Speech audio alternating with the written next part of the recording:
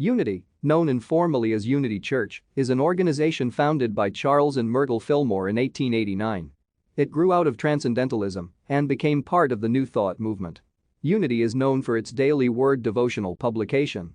While it was originally considered as a positive practical Christianity which teach the effective daily application of the principles of truth taught and exemplified by Jesus Christ, Unity now describes itself as for people who might call themselves spiritual but not religious.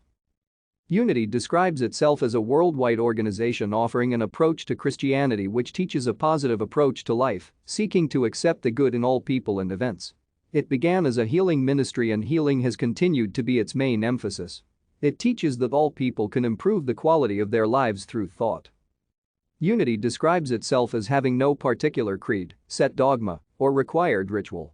It maintains that there is good in every approach to God and in every religion that fulfills someone's needs. Thank you for watching. Like and subscribe if you would like to view more of our videos.